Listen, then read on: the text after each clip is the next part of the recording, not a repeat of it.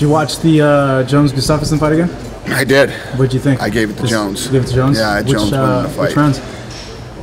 I gave Jones I think the second round was tough. I couldn't remember the second. He definitely won the last 2 rounds. Ratner had it even going into the 5th round and gave the 5th round to Jones.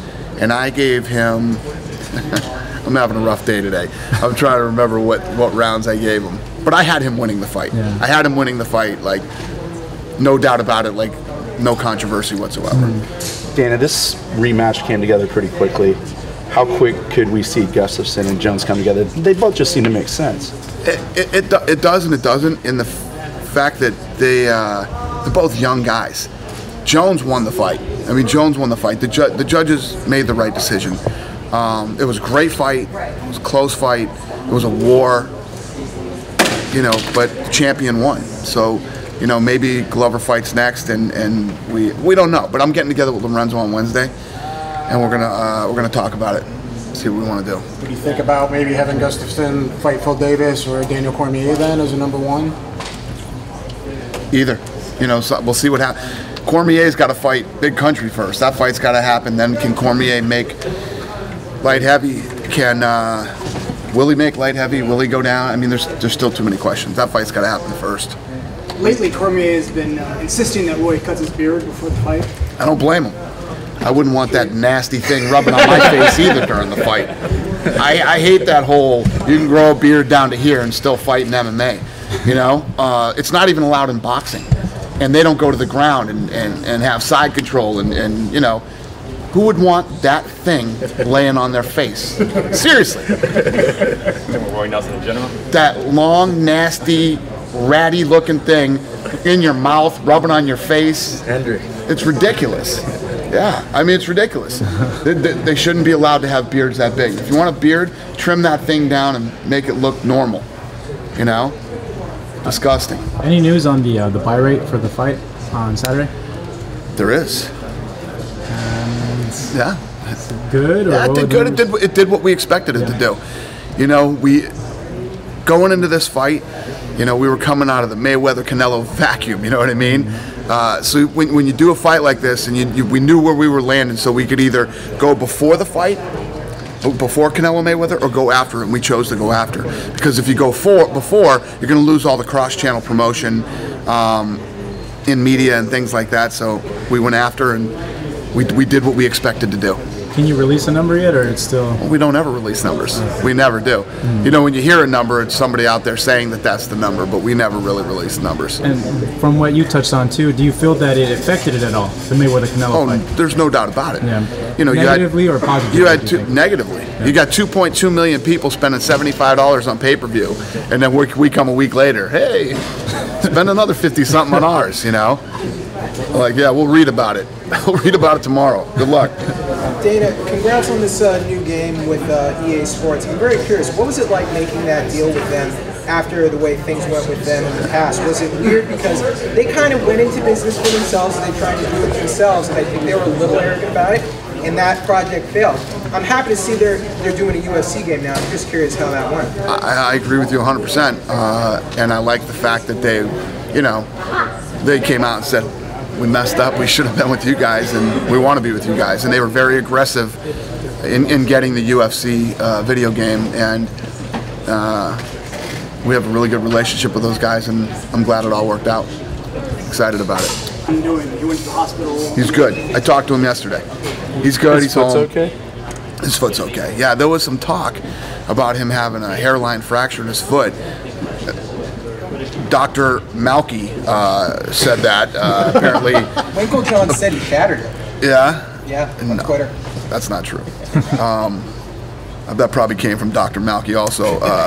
Spoke to Dr. Malky on Sunday, who said that, you know, he had a fracture in his foot. But we talked to all the doctors, and they said that wasn't true. But I don't know.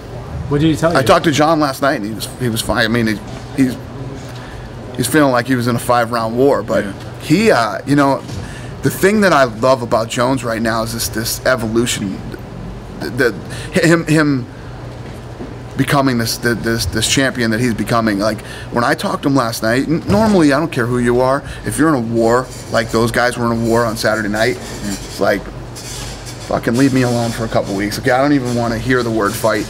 And I talked to Jones last night, and he was just like, I love that fight. He said, I love that fight. He said, I learned so much in that fight last night, and he couldn't say enough good things about the fight and how fun it was, and how much, I mean, it's not what I expected to hear the day after the fight.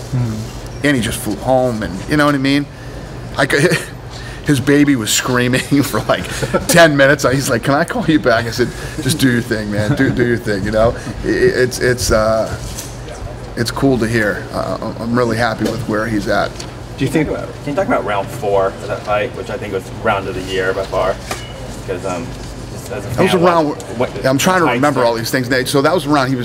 Jones was getting beat, and then he landed that big elbow, right? Hurt him with the elbow, then started throwing the knees, and last minute, yeah. It again. The reason that everybody's talking about this fight, and we keep talking about this fight, is because when you see two guys in there with that determination and the gut and the will to win, the way that they both did. Jones is getting his ass whooped the whole 4th round, then hurts Gustafsson with that elbow, and is doing everything he can to try to put him away, and Gustafsson isn't going down. I mean, the elbows that he ate that night were just unbelievable. Then Jon grabs him and starts kneeing him, and it's just unbelievable, man. Both guys put on the performance of a lifetime, and there's no doubt about it. I mean, I was talking to a couple of media guys who were talking about fights of the year, and obviously Anderson Silva and Stan is one of those too, but I just think this fight this fight blows everything away this year. I mean, if there's a better fight than that this year, holy shit. Wow. There was talk if this is the best championship fight ever. Anderson Silva, Chael Sonnen comes to mind. Any others in your mind? Yeah, that was a great fight too. But it was like that Anderson Silva Chael Sonnen fight. The first one was very one-sided. It was a one-sided ass whooping until Anderson pulls off that submission, which made the finish unbelievable, like one of the greatest finishes in the sport. You know, because of what was on the line and what had happened the previous 4.5 rounds until he got submitted. But this is one of those fights where, you know, it was just back and forth and an absolute dogfight, and both guys, you could tell. And like I said that night at the press conference, you know, not like any of us here could really understand, but I think that's one of those fights when you hear a fighter talking about they felt like they were going to die if they went back out into that 5th round. Like, you feel like, I can't do this, but you do. You know, and the doctor's trying to stop the fight on the cut over in Jones' corner, and Jones is telling him, do not stop this fight, do not stop this fight. You know, it's just fucking. And there's words McCarthy was in there saying that as well. Yeah, McCarthy came in and was trying to make the case for not stopping the fight. What do you think about a ref doing that? But, I mean, it should be a decision, you know, you're talking about, and the Toronto Commission that night did a fantastic job. Fantastic job. Everybody did a great job. But it's like this doctor hasn't been in as many world-class fights and big fights as like a McCarthy and a Ratner and guys like this to do it. And you know, he looks at that cut and he's like, oh man. But that cut's been there since the 1st round. It's not like this cut just happened at the end of the 4th round and now I'm looking at it and saying I should stop the fight. That cut's been there since the 1st round. It's a cut that can be stitched. It hasn't been affecting the fight at all for Jones, even when it was bleeding like crazy in the 1st round. And to take that opportunity away from him in the 5th, when he had just won the end of that round, he just won the end of the round, looked like he was about to stop him, and now you're going to stop the fight in the 5th round and not give him the opportunity? Could you imagine that, if that's what happened, if a doctor went in and stopped that fight? It would have been a riot. Oh my God, it would have been crazy. It's just, so so when you say, how do you feel about a ref? Obviously I'm a little biased, but I think it's a great thing.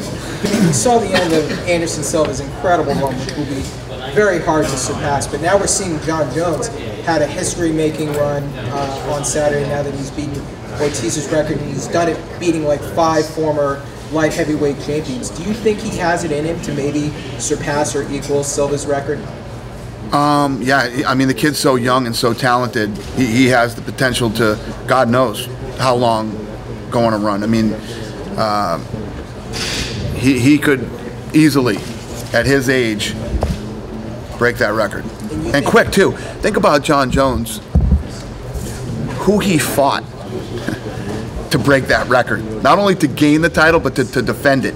The guys he fought, I call it murderer's row of the light heavyweight division he went through, and continues to.